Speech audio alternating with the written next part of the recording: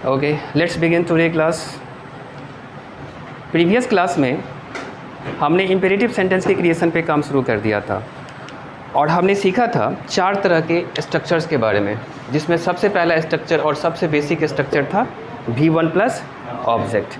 और हमने ये बात भी सीखा था कि जब चीज़ों को निगेट करने की ज़रूरत पड़े, यानी किसी चीज़ को आपको मना करना है, सामने वाले को बताना है कि आप इस पार्टिकुलर काम को ना करें, तो फिर हम लोग क्या करेंगे, इसी स्ट्रक्चर के ठीक पहले हम लोग सिर्फ डोंट को टैग कर देंगे। क्या करेंगे? सिर्फ डोंट को टैग करेंगे, बाकी सारी चीज़ें वैसी ही रहेगी, हूबहू रहेगी एज यूजुअल, जैसा कि पहला बेसिक स्ट्रक्चर था हमारा। मान लीजिए कि आपको किसी चीज़ को रिक्वेस्ट करना है, सामने वाले को रिस्पेक्टफुली बोलना है, रिक्वेस्ट करके बोलना है, उसे निवेदन करना है, प्रेयर के तौर पे बोलना है, तो फिर आप क्या करेंगे, एक रिस्पेक्टिंग वर्ड ले आएंगे प्लीज़, और बाकी सारी चीज़ें वैसी ही रहने वाली है। उसके बाद हमने बात किया था कि यदि आपको वर्ब को एम्फेसाइज करना है, किसको एम्फेसाइज करना है? वर्ब को। जैसे कि मैंने बात किया गो, जाने की मैंने बात किया, और आपको इस वर्ब को एम्फेसाइज करना है। अब सवाल उठता है कि आखिर वर्ब को एम्फेसाइज करने की ज़रूरत क्यों पड़ती है? Listen very carefully. वर्ब को एम्फेसाइज करने की ज़रूरत क्यों पड़ती है? जैसे कि आपने किसी को कहा कि जाओ, आपने क्या किसी को कहा?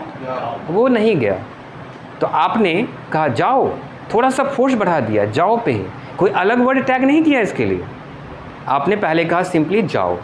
ठीक है ना? देखिए, एक्सप्रेशन भी एम्फेसाइज करने का काम करता है। जैसे कि मैंने आपको सिखाया था कि डू जो है वर्ब पे एम्फेसाइज करने का काम करता है, वर्ब पे जोर डालने का काम करता है, लेकिन आपका जो एक्सप्रेशन है, योर स्टाइल ऑफ स्पीकिंग या योर मोड ऑफ स्पीकिंग जो है, वो भी चीज़ों को वर्ब को एम्फेसाइज करने का काम करता है, फोर्स डालने का काम करता है। जैसे कि देखिएगा, मैंने कहा जाओ, मैंने कहा जाओ, मैंने कहा जाओ, देखिए एम्फेसिस का लेवल बढ़ रहा है कि नहीं? तो मैं एम्फेसिस करने के लिए वर्ब के पीछे क्या टैग करूँगा, और हमने सीखा था कि जिस वर्ब को एम्फेसिस करना है उसके ठीक पीछे हम एम्फेसाइजिंग वर्ड को भी टैग कर देंगे। इस डू को हम क्या कह सकते हैं? एम्फेसाइजिंग वर्ड कह सकते हैं। और ये स्पीच का कौन सा पार्ट है? वर्ब है क्या? ये वर्ब है ना, और ये भी वर्ब है, दो वर्ब साथ में आया है क्या? तो इस दोनों वर्ब को एक साथ क्या कह सकते हो आप? यदि सेपरेटली बात करूं तो ये एक वर्ब है, ये भी वर्ब है, ये इसको हम लोग हेल्पिंग वर्ब कह सकते हैं या फिर ऑक्सिलरी वर्ब कह सकते हैं, और इसको हम लोग मेन वर्ब कहेंगे। ठीक है ना? अब मेरा सवाल है कि इस दोनों वर्ब को एक साथ क्या कहें? नाम एक देना है, अलग अलग नहीं।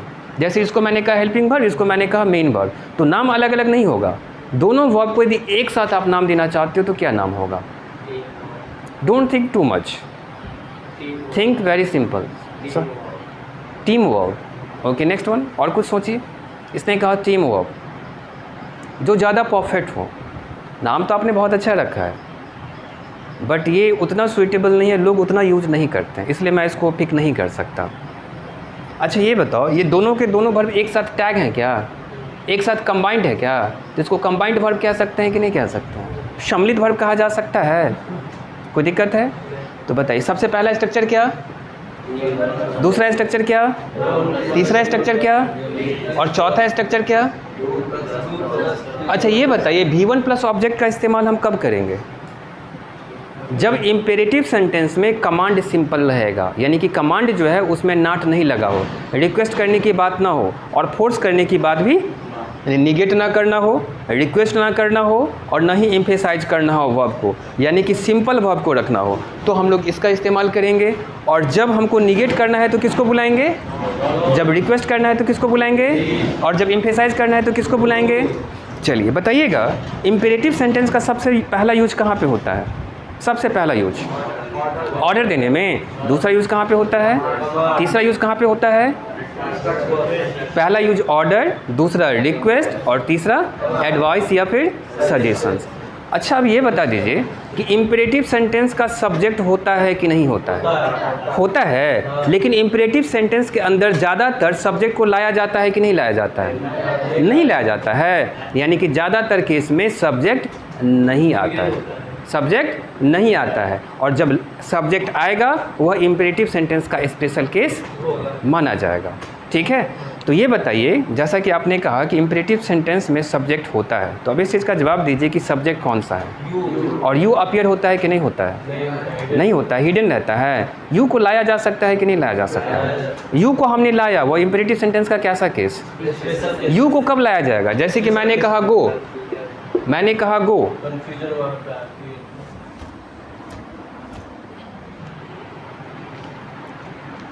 चलिए मैंने कहा गो, आपको यहाँ पे यू को लाने की जरूरत कब पड़ेगी? कन्फ्यूजन कहने का मतलब क्या है? आपने कहा कन्फ्यूजन क्रिएट होगा तब लाऊंगा, तो इसका मतलब क्या है?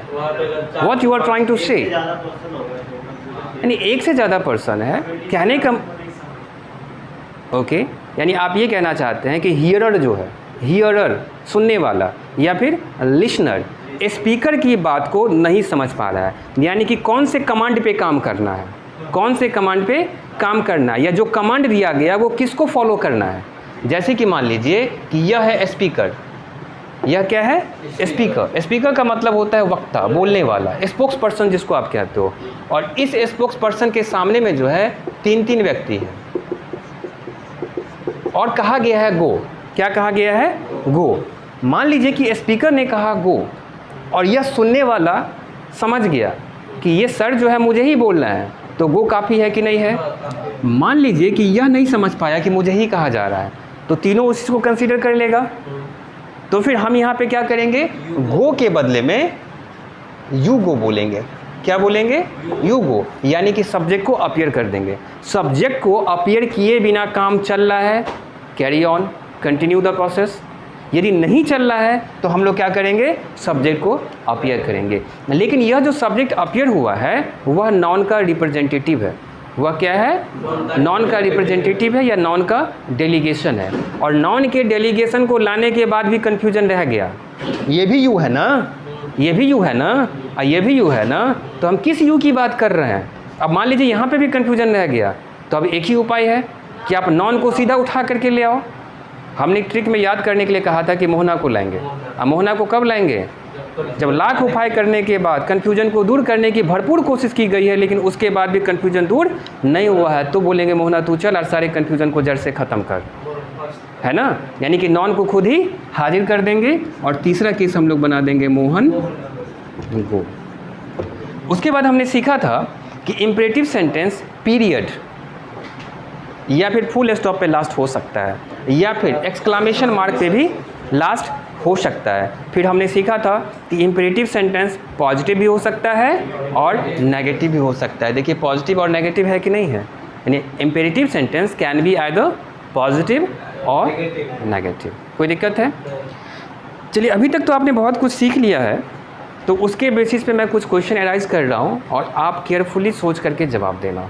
माई question is to you that what is the main function or job of an imperative sentence? Listen very carefully. What is the main function या what is the main job या what is the main work of an imperative sentence? That means imperative sentence का main काम क्या होता है? ये छोटा सा सवाल है जो कोई भी आपसे पूछ सकता है। imperative sentence आपने पूरी तरह से कवर अप कर लिया, तो आपसे ये सिंपल सवाल पूछा जा सकता है कि ये बताओ कि इसका सबसे बड़ा काम क्या है, इसका मेन फंक्शन क्या है, मेन जॉब क्या है, या फिर मेन वर्क क्या है, तो आप क्या जवाब देंगे?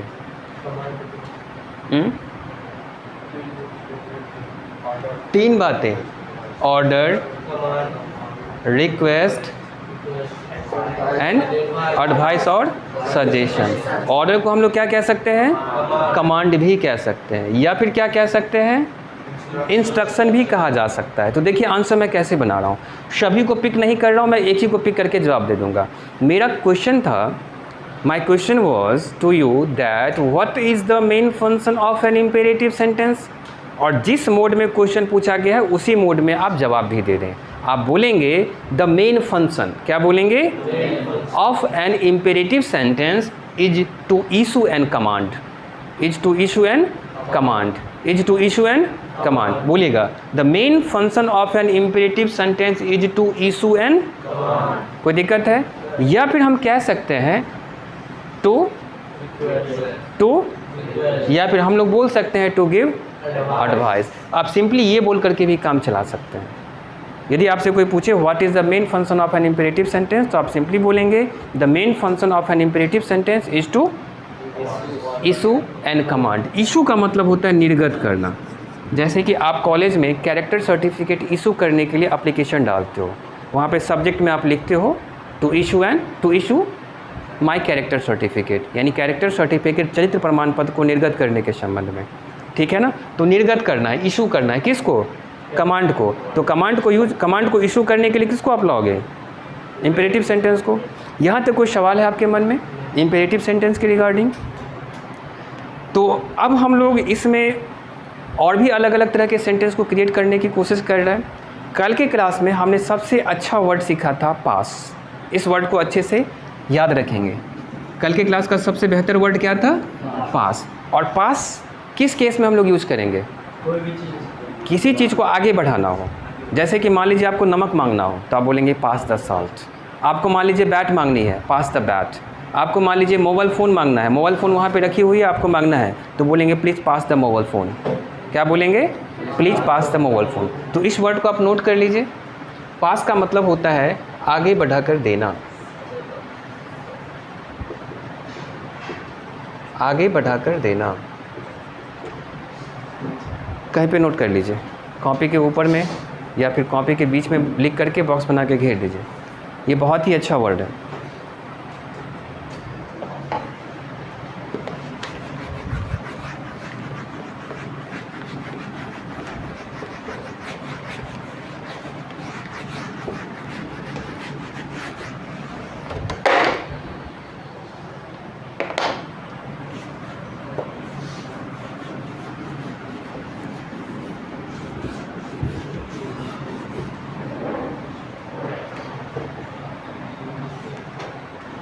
देखिए, कभी कभी किसी से आप जब कम्युनिकेट करते हो तो गुस्सा करके आप एक सेंटेंस बोलते हो। आप बोलते हो मेरे रास्ते से हट जाओ। गुस्सा करके आप बोलते हैं ऐसा सेंटेंस, मेरे रास्ते से हट जाओ। आप सोच करके बताओ क्या ये इम्पेरेटिव सेंटेंस है या नहीं है? मेरे रास्ते से हट जाओ, ये किस तरह का केस क्रिएट कर रहा है? ये कमांड है क्या? या आप इसको थ्रेट भी कह सकते हो। थ्रेट यानी कि धमकी। यहाँ पे यदि इंटेंसिटी को बढ़ा दिया है तो मेरे रास्ते से हट जाओ, ये एक तरह की थ्रेट भी तो हो गई, मेरे रास्ते में मत आओ। तो एक सेंटेंस लिखिएगा जो बहुत ही यूज होता है, मेरे रास्ते से हट जाओ।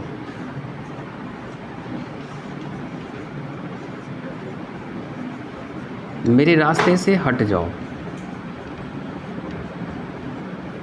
चलिए इसका बनाइएगा और अपना अपना कोशिश कीजिए। Think about this and convert it into English। चलिए देखिए मैं बना रहा हूँ इसको। ये इम्पेरेटिव सेंटेंस है नो डाउट। ये ऑर्डर दे रहा है, कमांड दे रहा है, या फिर इंस्ट्रक्शन दे रहा है, या फिर थ्रेट पास कर रहा है। चलिए इसमें वर्ब को आप पहचानिए, जो कि इम्पेरेटिव सेंटेंस का सबसे बेसिक स्ट्रक्चर ये से बनेगा V1 प्लस ऑब्जेक्ट। तो इसमें वर्ब कौन सा है? हटना। तो हटना के लिए हम मूव ला सकते हैं क्या? मेरे रास्ते से हट जाओ यानी मूव हो, हटो। Move is the best word to represent this. Move यानी हटो। मूव का मतलब क्या हुआ? हटो। कहाँ से हटो? मेरे रास्ते से। तो मूव आउट ऑफ माई वे। ये सेंटेंस देखिए कितना ब्यूटीफुल लग रहा है इस तरह से क्रिएट करने पे।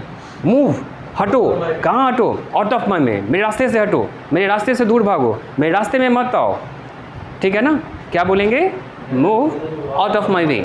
याद रखिएगा, मूव आउट ऑफ माई वे। और धीरे धीरे जिस तरह से मैं सेंटेंस को क्रिएट कर रहा हूँ उसी तरह से आप भी सीखने की कोशिश करो कि किस तरह से ये क्रिएट कर रहे हैं, और उसी स्किल पे आपको काम करना है और सेंटेंस की लेवल को एकदम हाई रखना है। मूव आउट ऑफ माई वे, देखिए कितनी लेवल इसकी अच्छी है। बहुत ही अच्छा सेंटेंस लग रहा है, बहुत ही साउंड इसका जो है बहुत ही प्लीजेंट है। नेक्स्ट सेंटेंस आप लिखिएगा,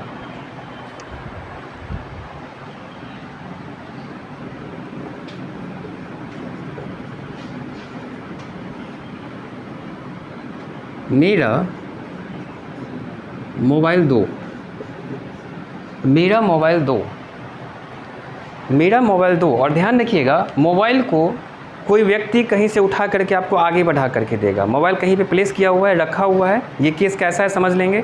मोबाइल कहीं पे रखा हुआ है और उस जगह से वह व्यक्ति आपको आगे बढ़ा करके देगा, उसी सिचुएशन में आप क्रिएट कीजिए सेंटेंस। चलिए, आपने कहा पास, पास का मतलब होता है आगे बढ़ा करके देना। उसके बाद आपने क्या कहा? प्लीज़ यहाँ पे कहीं कृपया नहीं लगा है, आप लगाना चाहते हैं तो लगा सकते हैं। पास, पास द मोबाइल फ़ोन। देखिए, आप में से एक स्टूडेंट ने यहाँ पे द का इस्तेमाल नहीं किया। आप खुद ही सोचिए, जिस मोबाइल फ़ोन को पास करने की बात की जा रही है वह डेफिनेट है कि नहीं है? सबसे पहले ये स्पीच का कौन सा पार्ट है? मोबाइल फ़ोन नाउन है, और साथ में डिफिनिट है कि इनडिफिनिट है? तो ये डेफिनिट नाउन है, और जब नॉन डिफिनिट हो तो डिफिनिट नाउन से पहले कैसा आर्टिकल, और इनडिफिनिट आर्टिकल रहता है तो कैसा, इनडिफिनिट नाउन रहता है तो कैसा आर्टिकल आता है? अब चलिए, ये जो वर्ड है इसका प्रोनाउंसिएशन आज के बाद आप बोलेंगे मोबाइल। क्या बोलेंगे? मोबाइल। ये जो मोबाइल वर्ड है ये ओरिजिनेट हुआ है मोबिलिटी से। मोबिलिटी का मतलब होता है चलायमान, यानी कंसिस्टिंग मोशन, जिसमें मोशन हो, जो चल सकता हो, या सिंपली आप कह सकते हैं पोर्टेबल। पोर्टेबल यानी जिसको पोर्ट किया जा सके, एक जगह से दूसरे जगह तक इजीली कैरी किया जा सके। मोबाइल फ़ोन जो भी आपके पास है उसको आप लोग इजीली कैरी कर सकते हैं, और कैरी कर पाने की वजह से ही इसको हम लोग क्या किए हैं? मोबाइल नाम दिए। ये मोबिलिटी से आया, यानी जो चल सकता है आपके थ्रू, किसी मीडियम के थ्रू, जिसको पोर्ट इजीली किया जा सकता हो। क्या पढ़ेंगे इसको? मोबाइल। नेक्स्ट सेंटेंस लिखिएगा, मेरा है तो please pass my mobile phone. The को हटा दीजिए यहाँ से, फिर पास माई मोबाइल फ़ोन। अब द नहीं आएगा यहाँ पे। द क्यों नहीं आएगा? ये इसको डेफिनिट बनाने की कोशिश, पूरा काम कर दिया है ना। द डेफिनिट बनाने की कोशिश किया था। डेफिनिट तो हालांकि था ये, लेकिन इस चीज़ को मुहर लगाया था द। अब माई लगा रहे हैं तो द की कोई ज़रूरत यहाँ पे है ही नहीं। पास माई मोबाइल फ़ोन। नेक्स्ट लिखिएगा, सॉरी, तो क्या दिक्कत है? मोबाइल है तो मोबाइल फ़ोन नहीं दे सकते यहाँ पे क्या? मैंने कहा था कि हूबहू चीज़ों को ट्रांसलेट नहीं करना है, एक्सप्रेशन पे काम करना है, सेंस को पकड़ना है, ठीक है ना। ये सारी चीज़ें मत समझिए इंग्लिश में, दिक्कत होगी फिर। नेक्स्ट लिखिएगा, मेरे मामलों में दखल ना दें। मेरे मामलों में दखल ना दें। Try to solve this, convert it into English.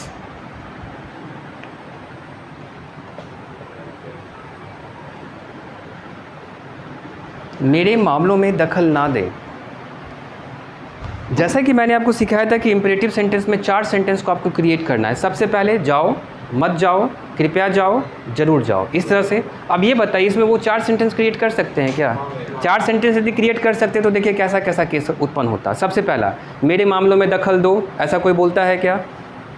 Sentence तो ठीक है, लेकिन आप यूज करते हो इसको, मेरे रास्ते में दखल दो, मेरे मामलों में दखल दो, कौन यूज करता है इसको? कृपया मेरे मामले में दखल दें, ऐसा भी कोई बोलता है? मेरे मामले में दखल जरूर दें, एम्फेसाइज करके आप बोलते हो कि मेरे मामले में घुसे रहो, मेरे मामले में घुसो, यानी सिंगल यही सेंटेंस यूज किया जा सकता है कि नहीं किया जा सकता है? तो इसमें हम इस तरह के सेंटेंसेस पे 4 सेंटेंसेस को क्रिएट नहीं करेंगे, ठीक है। चलिए शुरुआत कहाँ से करें? सबसे पहले पहचाने कि इम्पेरेटिव सेंटेंस है कि नहीं है। तो देखिए, मेरे रास्तों में दखल ना दें या मेरे मामलों में दखल ना दें, ये क्या है? एक तरह का ऑर्डर है जो निगेट के साथ आया हुआ है, यानी किसी कमांड को नहीं करने की आप वहाँ पे हिदायत दे रहे हैं। और वो कमांड क्या है? मामले में नहीं दखल देने का, मामले में दखल नहीं देने का। वर्ब को पहचानिए, दखल देना, दखल देना, ठीक है ना। और दखल देना, इसका इंग्लिश मीनिंग क्या होता है? इंटरवीन, या फिर इंटरप्ट, या फिर इंटरफेयर। इंटरफेयर भी तो हो सकता है। अच्छा, यहाँ पे रिक्वेस्ट भी किया गया है क्या? प्लीज़ तो कहीं है नहीं, उसको हटा दीजिए। अच्छा, यहाँ पे ना लगा है तो सबसे पहले आप डोंट को लाएंगे कि नहीं लाएंगे? डोंट। दखल देना, इंटरफेयर। मेरे मामलों में, मेरे मामलों में, इन माई मैटर भी हो सकता है, बट यदि आप अफेयर्स का यूज करते हैं सुपर्ब होगा तब। Don't interfere in my affairs. ये वो वाला अफेयर नहीं है जो आप लोग समझते हो ज़्यादा, जिसमें आपका दिमाग ज़्यादा चलता है। अफेयर्स का मतलब होता है मामले, इशूज, मैटर, मेरे कामों में दखल ना दे। ऑफेंस का मतलब होता है अपराध। अफेयर्स मैंने लिखा है AFFAIRS, अफेयर्स। इसका हिंदी मीनिंग होता है मामला। डोंट इंटरवीन या don't interfere in my affairs. हाँ बिल्कुल, यदि रिस्पेक्टफुली बोलना है तो प्लीज़ को टैग कर दीजिए। ना दें तो ना के लिए तो डोंट आ चुका है ना। नेक्स्ट लिखेंगे अपनी आवाज़ नीचे करो। किसी को आप थ्रेट दे रहे हो, किसी को कमांड दे रहे हो, इसका भी यूज हम बहुत करते हैं। बोलते हैं अपनी आवाज़ नीचे करो, कम आवाज़ में बात करो, ज़्यादा मत बोलो, आवाज़ को ऊंचा मत रखो, नहीं तो छोड़ेंगे नहीं, ठीक है ना। अपनी आवाज़ को, सेंस को पकड़िए, अपनी आवाज़ को नीचे रखो। That means you are threatening someone. आप किसी को धमकी दे रहे हैं, यानी ये कह रहे हैं कि यदि आप अपने मुंह को बंद नहीं रखे, अपनी आवाज़ को कम नहीं किए, कम नहीं बोले, तो इसका परिणाम सही नहीं होगा। Okay, try to solve this. No no no no, better नहीं लग रहा है। साइलेंस योर माउथ, अच्छा नहीं लग रहा है। ये गाड़ी के साइलेंसर की तरह आवाज़ कर रहा है। Sorry, be little louder. अगर मैं ये कह रहा हूँ कि मुंह अपने मुंह को बंद रखो, तभी हम माउथ का यूज़ करेंगे। आवाज़ है ना यहाँ पे, माउथ लगेगा ही। बिल्कुल, आवाज़ बहुत अच्छा इन्होंने पॉइंट पकड़ा है। आवाज़ है यहाँ पे, अपनी आवाज़ को बंद रखो, अपनी आवाज़ को कम करो, अपनी आवाज़ नीचे रखो। यहाँ पे मुंह बंद करने की बात नहीं की जा रही है। यहाँ पे सेंस ये है कि आप कम बोलें, आप बहुत बोल रहे हैं। इतना ज़्यादा बोलने का परिणाम अच्छा नहीं होगा, ठीक है। मुंह को बंद करने की बात नहीं है, आवाज़ को कम करने की बात है, आवाज़ नीचे रखने की बात है। कोई आपके पास आकर के बहुत तुर्रम खान की तरह एकदम बोल रहा है, आपको धमकी दे रहा है, आपको डरा रहा है, तो आप भी रिटॉर्ट कर रहे हो, बदले में बोल रहे हो अपनी आवाज़ को नीचे रखो, ज़्यादा मत बोलो, बहुत उछल रहे हो, ठीक है। देखिए कैसे बना रहे हैं इसको।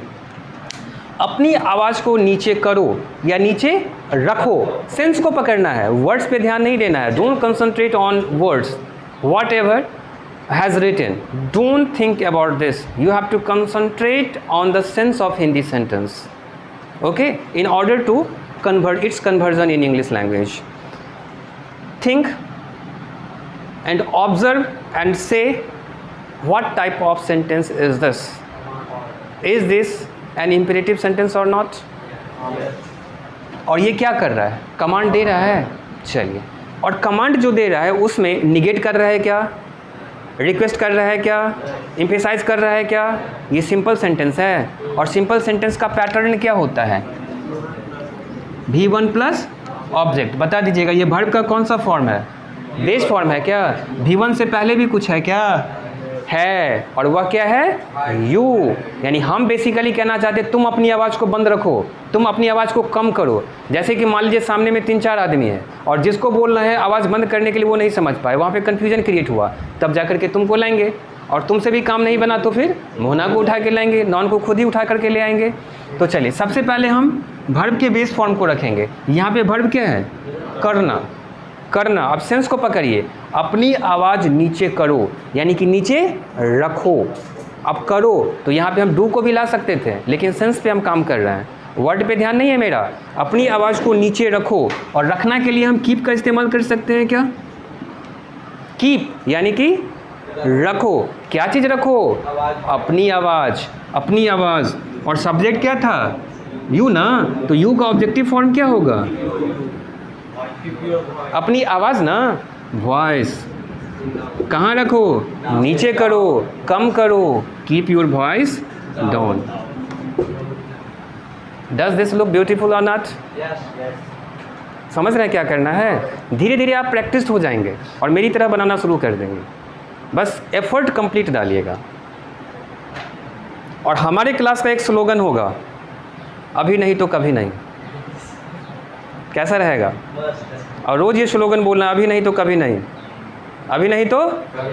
और इसी स्लोगन पे आप काम कीजिए और मन से पढ़िए, और 4 महीने के अंदर इंग्लिश धड़ाधड़ बोलना सीखिए और यहाँ से भागिए, फ्री कीजिए हमको, ठीक है। अपनी आवाज़ नीचे करो, keep your voice down. Next लिखिएगा,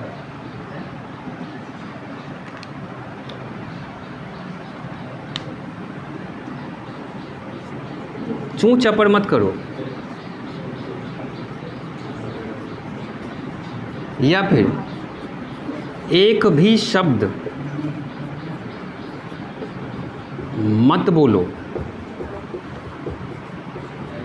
या फिर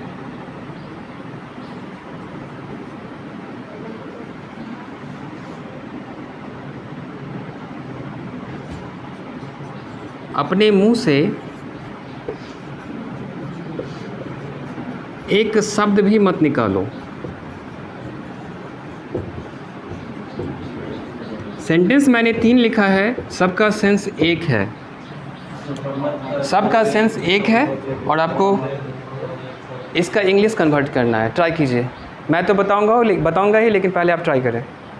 एक भी शब्द ना निकालें। इसका सेंस पकड़ रहे हैं क्या? कीप क्वाइट, बिल्कुल ही चुप रहा है। चलिए ठीक है, हम लेवल पे काम कर रहे हैं, और स्टैंडर्ड बढ़ाइए, लेवल बढ़ाइए, इसका सेंस पकड़िए। आप कहते हो एकदम चुप रहो, एकदम खामोश रहो, एक शब्द भी अपने मुंह से मत निकालो। जैसे कि मान लीजिए pin drop silence, very good. Pin drop silence का मतलब होता है एकदम ही चुप। पिन ड्रॉप यानी कि एक सुई भी नीचे गिरे तो उसकी आवाज़ आपको सुनाई दे, उस साइलेंस को कहते हैं पिन ड्रॉप साइलेंस। देखिए कोई बच्चा है जो बदमाशी कर रहा है, तो आप उसको बोले एकदम चुप, एक स्वर मत निकालो, एक भी शब्द अपने मुंह से मत निकालो। सेंस को पकड़िएगा, फिर इंग्लिश बनाइएगा। सेंस पकड़ना जरूरी है। मैं क्या बोल रहा हूँ उस बच्चे से, अपने मुंह से एक आवाज़ निकाले ना तो एक थप्पड़ लगा के दूंगा। अपने मुंह से एक स्वर भी निकाले, एक शब्द भी निकाले तो एक थप्पड़ लगा दूंगा। तो वही सेंस है ये, उसी सेंटेंस को मैंने लिखा है। शट अप योर माउथ, अपने मुंह को बंद करो। लेवल बहुत ही नीचे है ना, यहाँ पे गुस्सा ज़्यादा हम दिखा रहे हैं। एक शब्द निकाले ना अपने मुंह से तो अंजाम ठीक नहीं होगा। देखिए सेंस पकड़िए, मैं दोनों सेंटेंस रिपीट कर रहा हूँ जो आपने कहा। अपना मुंह बंद रखो, अपना मुंह, एक शब्द मत बोलना, ये वही है, एक शब्द मत बोलना। चलिए और बताइए। चलिए इसका सबसे बेहतर इंग्लिश है, मत के लिए आप किसको लाओगे? डोंट को। कमांड क्या है यहाँ पे? नहीं बोलना, यानी बोलना कमांड है, यानी कि आपको बोलना नहीं है, बोलने पे पाबंदी लगा दी गई है। और एक भी शब्द मुंह से निकलना चाहिए कि नहीं निकलना चाहिए?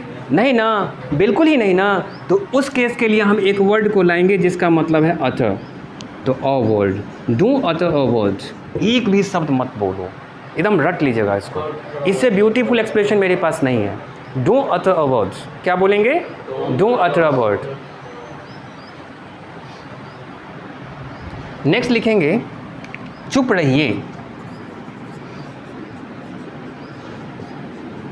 मैं एक दूसरे वर्ड पे काम कर रहा हूँ, बी क्वाइट। कह सकते हैं क्या? बी क्वाइट, ये भी तो वर्ब है, बी क्वाइट कह सकते हैं, या फिर कीप क्वाइट, या फिर साइलेंस प्लीज,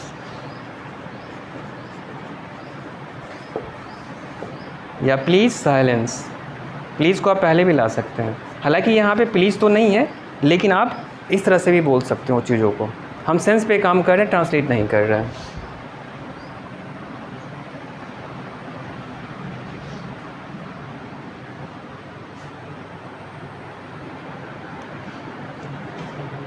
कहाँ ध्यान है शुभम आपकी? यहाँ रहिए।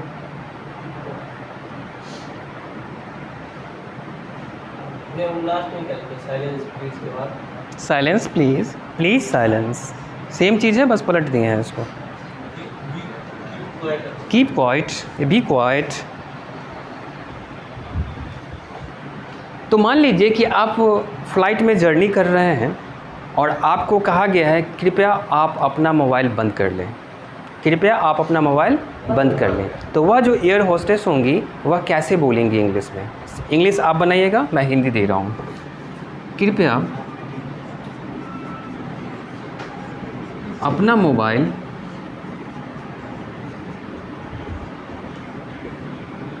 बंद करें, बंद कर लें। कृपया अपना मोबाइल बंद कर लें, कृपया अपना मोबाइल बंद कर लें। मैं कुछ हिंट कर रहा हूँ, उसको समझिए फिर बनाइएगा। सबसे पहले तो ध्यान रखिए कि यहाँ पे रिक्वेस्ट किया जा रहा है, प्लीज़। उसके बाद समझिएगा यहाँ पे एक मोबाइल है कि एक से ज़्यादा मोबाइल है। पैसेंजर तो बहुत सारे हैं ना, तो मोबाइल ही बहुत सारे होंगे। इसका मतलब ये हुआ कि यहाँ पे हम मोबाइल को नहीं लाने वाले हैं, मोबाइल्स को लेने वाले हैं। मोबाइल्स आपकी भाषा में, मोबाइल नहीं लिखेंगे, मोबाइल्स लिखेंगे। चलिए बनाइए।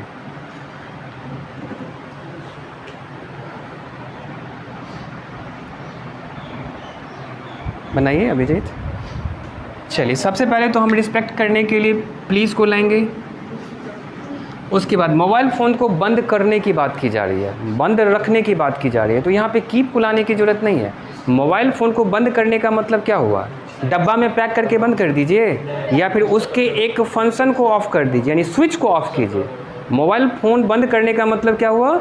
स्विच को ऑफ़ करना। जैसे कि मैंने आपको कहा टीवी खोल दो, तो इसका मतलब ये तो नहीं कि आप रोबोट बन जाओगे, सीधा उसको उठा के पटक दोगे, नीचे गिरा दोगे, देखो खोल दिया। आपने रोबोट मूवी देखा था, कमांड बहुत इंपॉर्टेंट होता है। उसमें एक कमांड दिया गया था, क्या नाम था उस कैरेक्टर का?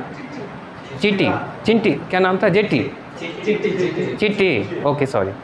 कहा कि चीटी टीवी खोलो, तो गया टीवी को उठाया और गिरा दिया।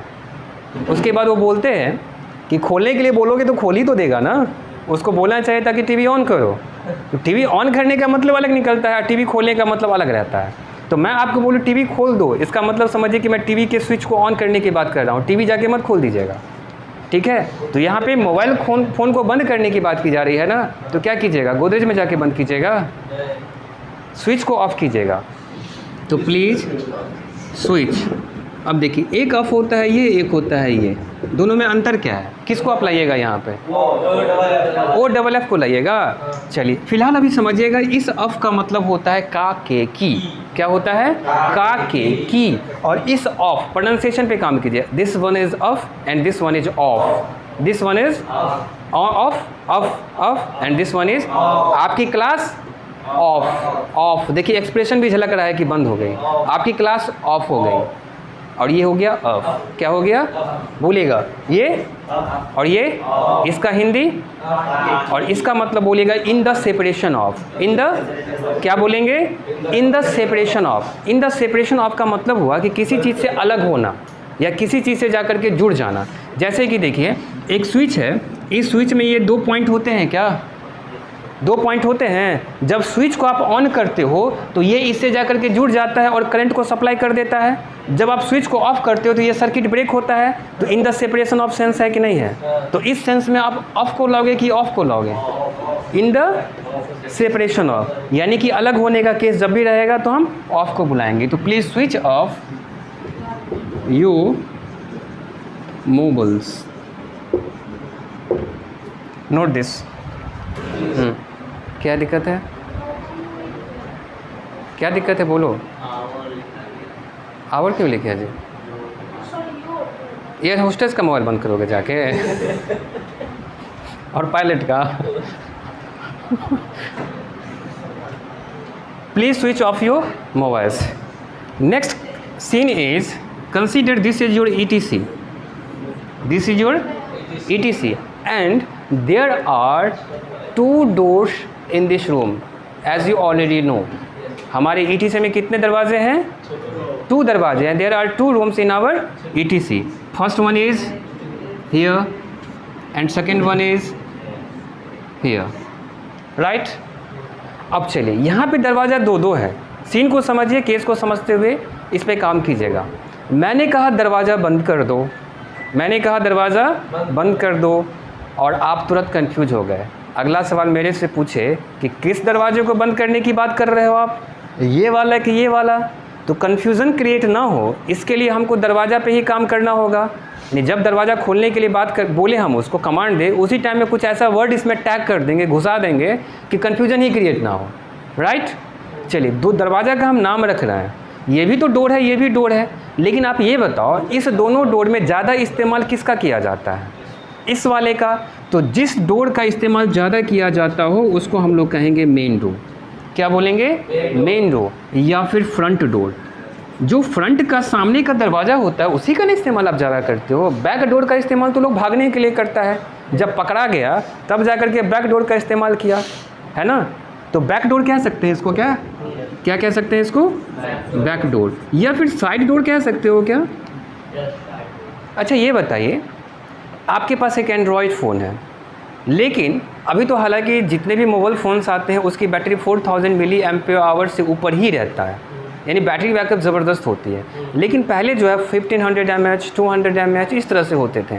और सबसे बड़ी प्रॉब्लम वहाँ खड़ी होती थी कि जब आप कहीं बाहर जा रहे हैं, ट्रेन में जर्नी कर रहे हैं, पता चला कि मोबाइल फ़ोन ऑफ हो गया, बैटरी ड्रेन हो गया उसका पूरा, और बैटरी चार्ज करने के लिए पूरे कोचेज में आप घूम रहे हो, क्योंकि ट्रेन की एक रियलिटी है कि शायद ही कोई एक आपको सॉकेट ठीक मिल जाएगा, 10 कोच में एगो ठीक रहेगा, बाकी सब खराब ही है ना। और एक ही सॉकेट में जो है 4-4 ठो मोबाइल फ़ोन लगाया हुआ है। कैसे? उस पर बोर्ड लगा करके, यानी लोग समझते हैं कि प्रॉब्लम होगी तो अपना एक एक्सटर्नल बोर्ड लेकर के कैरी करते हैं, जाते हैं, ठीक है ना। तो उस टाइम पे जब फ़ोन में बैटरी की पावर कम होती थी, आप एक कीपैड वाला फ़ोन भी अपने साथ कैरी करते थे, right. Consider this one is your Android phone and this one is your keypad mobile phone, right. तो इस मोबाइल फ़ोन को हम क्या कहेंगे? मेन फ़ोन आपका है ना ये, इसी से ना यूपीआई का ट्रांजैक्शन करते हो, इसी से ना व्हाट्सएप पे टेक्स्ट मैसेजेस डालते हो, और फेसबुक पे आप अपने सारे स्टेटस को फीड करते हो, हर पल की खबर, सिर्फ वॉशरूम को छोड़ करके। हमको तो लगता है कि वो खबर भी लोग डालते होंगे। मुझे बड़ी हैरत होती है। इस तरह से देखिए, आप अपने थ्रेट को बढ़ा लेते हैं। बहुत सारे लोग 98% से भी ज़्यादा लोग ऐसे हैं जो हर पल की अपनी खबर फेसबुक पे और व्हाट्सएप पे डालते रहते हैं। इसका मतलब ये हो गया कि उसको मारने के लिए हम किसी को हायर कर लें तो मारने का काम तो काफ़ी आसान हो जाएगा, क्योंकि आप पल की इन्फॉर्मेशन दे रहे हैं, आप व्हाट्सएप के थ्रू, फेसबुक के थ्रू, इंस्टाग्राम के थ्रू। हम कहाँ जा रहे हैं? High, I am in a bus journey for Patna. I am going to appear at the examination. Hey, I am in a flight of Air India. Hey, I am going here. Hey, I am going there. You are passing all the informations about you, जो कि सही नहीं है ना। तो मान लीजिए आपका मोबाइल फ़ोन है और ये आपका कीपैड फ़ोन है, तो इसको आप क्या नाम दोगे? ये तो आपका मेन फ़ोन हो गया जिससे आप सारे काम करते हो। सेकेंडरी फ़ोन, या very good word. This one is your primary phone, this one is your, and this one is your. मान लीजिए एक बउआ वाला मोबाइल फ़ोन भी आपके पास है, प्लास्टिक वाला, ठीक है, इसको आप क्या कहोगे? Tertiary phone. क्या कहेंगे? Tertiary phone. आपकी ही लैंग्वेज में मैंने बोला, प्राइमरी, सेकेंडरी एंड टर्शियरी। तीसरी चीज़ जो होती है ना, तीसरी विकल्प, ये तो आप हो गया आपका मेन, ये हो गया आपका दूसरा विकल्प, और ये हो गया आपका तीसरा विकल्प, है ना। बच्चा जब फ़ोन के लिए जिद करे तो सीधा एंड्रॉयड फ़ोन, पहले ये ना माने, वो पहचान जाएगी तो प्लास्टिक वाला फ़ोन दिए हमको, डिब्बा वाला फ़ोन दिए, तो फिर आप ये ना दोगे। और कीपैड वाला फ़ोन में वो व्हाट्सएप पे नहीं चला पा रहा है, यूट्यूब पे जा करके रैम से नहीं सुन पा रहा है, वो बहुत बुद्धियार है बच्चा, तो फिर ये दोगे कि नहीं दोगे? तो बच्चे के लिए ये प्राइमरी हुआ कि नहीं हुआ, ये सेकेंडरी हुआ और ये टर्सरी हुआ। लेकिन आपके केस में ये प्राइमरी, ये सेकेंडरी और ये टर्सरी। तो चलिए, इस दरवाजे का एक नाम मैं अल्टरनेट भी दे सकता हूँ क्या? अल्टरनेट डोर नहीं दे सकता हूँ, ये आपका वैकल्पिक है ना, ऑप्शनल। या चलिए, तो सेंटेंस क्रिएट कीजिए कृपया। दरवाज़ा, why are you laughing?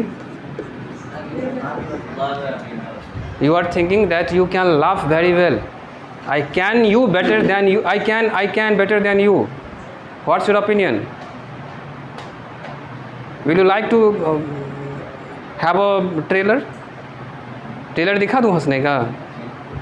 Idiot. घर पे रहो, हंसो, ठिठियाओ, दांत दिखाओ, क्या फ़र्क पड़ता है? क्लास में रहते हो चुपचाप बैठे करो, बिना मतलब का मत हंसा करो। कृपया दरवाज़ा खोल दें। क्या बनाइएगा इसका? Please open the door. आपने गलत किया है।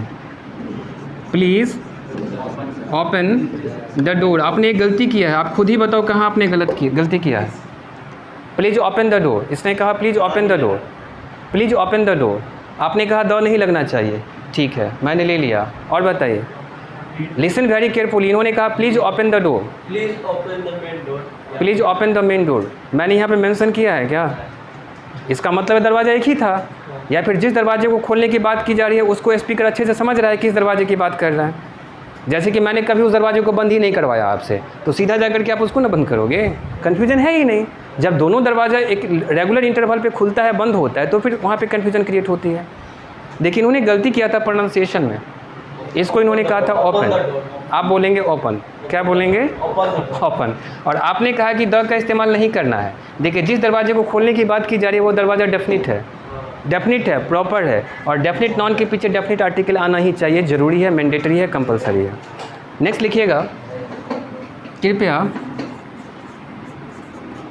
सामने का दरवाज़ा खोल दें।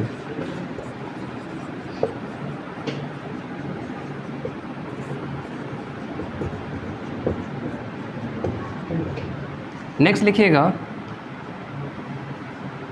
कृपया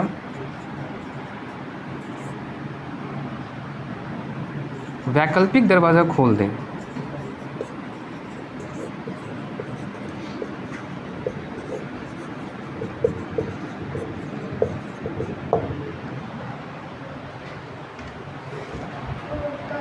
कृपया वैकल्पिक दरवाज़ा खोल दें। वैकल्पिक, अल्टरनेटिव, यहाँ पे अल्टरनेट डोर दे सकते हो आप। चलिए बोलिए इसका क्या बना है आप, please open the front door, इसका बताइए, please open the alternate door.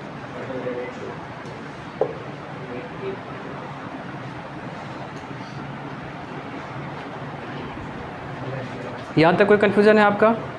तो कल हम सेंटेंस क्रिएशन में फिर आगे बढ़ाएंगे और इससे भी बेहतरीन सेंटेंसेस को लाएंगे, और हमारा मेन मोटिव है वैसे सेंटेंसेस को हम पिक करें जो इंग्लिश बोलने में इस्तेमाल किया जाता है। फालतू के सवाल हम यहाँ पे नहीं लेंगे, वैसे सेंटेंसेस को ही हम लोग उठाएंगे जो इंग्लिश में बोला जाता है।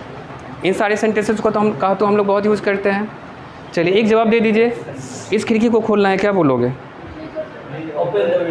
फिर ओपन, आके एक थप्पड़ लगा देंगे हम, क्या बोलेंगे?